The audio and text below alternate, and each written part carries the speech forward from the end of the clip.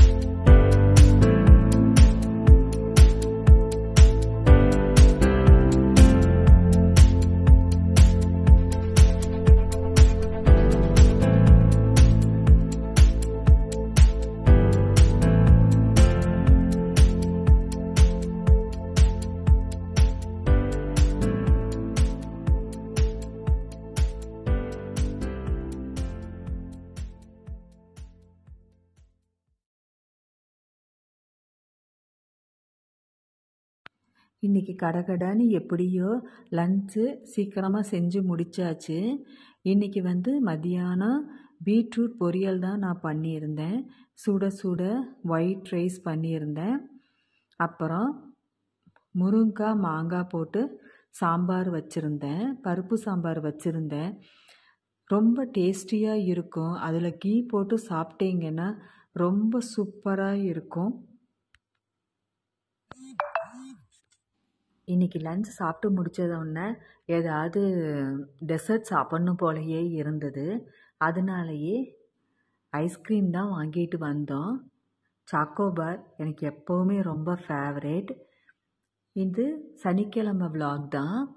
இன்றைக்கி பூஜை சாமான்லாம் கொஞ்சம் கழுவணுமா இருந்தது. அதெல்லாம் எடுத்து கழுவி க்ளீன் பண்ணி வச்சுட்டு உட்காந்துருந்தேன். மற்ற எந்த ஹவுஸ் ஹோல்ட் ஒர்க்கு எல்லாம் இந்த ஹவுஸ் ஹெல்ப் கிட்ட கொடுத்தா கூட இந்த பூஜை சாமான் ஒன்று மட்டும் நானே தேய்ச்சாதான் எனக்கு ரொம்ப திருப்தியாக இருக்கும். அது எப்போவுமே அடுத்தவங்க கிட்ட நான் கொடுக்குறதே கிடையாது. அது என்னவோ நான் பார்த்து தேய்ச்சாதான் எனக்கு ரொம்ப திருப்தியாக இருக்கும். அது கூட நம்மளால் பண்ண முடியாதான்னு சொல்லிட்டு எப்போவுமே நான் அந்த ஒர்க்லாம் பூஜை சாமான் ஒர்க் எல்லாமே நான் தான் எப்போவுமே நான் பண்ணுவேன். எல்லாம் ஒரு வழியாக க்ளீன் பண்ணி எடுத்து வச்சாச்சு. நான் பீதாம்பரி பவுடர் போட்டு தான் க்ளீன் பண்ணுவேன். வேறு ஏதாவது ஆப்ஷன் இருக்கா அப்படின்ட்டு சொல்லுங்கள். பிகாஸ் நான் எதுவும் அது ட்ரை பண்ணுறதில்ல. ஏன்னா நிறையா டைம் யாராவது சொல்கிறதெல்லாம் எனக்கு ஃப்ளாப் தான் ஆகிருக்கு. எனக்கு அந்தளவுக்கு பாலிஷாக வர்ற மாதிரி தெரியல. யாராவது வேறு ஏதாவது ஆப்ஷன் இருந்தால் கூட சஜஸ்ட் பண்ணுங்கள். இந்த விலாக் உங்களுக்கு ரொம்ப பிடிச்சிருக்குன்னு நினைக்கிறேன். பிடிச்சிருந்ததுன்னா லைக் பண்ணுங்கள், ஷேர் பண்ணுங்கள், சப்ஸ்கிரைப் பண்ணுங்கள். இனி ஒரு சூப்பர் விலாகில் உங்களை எல்லாத்தையும் பார்க்குறேன். தேங்க்ஸ் ஃபார் வாட்சிங். Bye bye. Take care.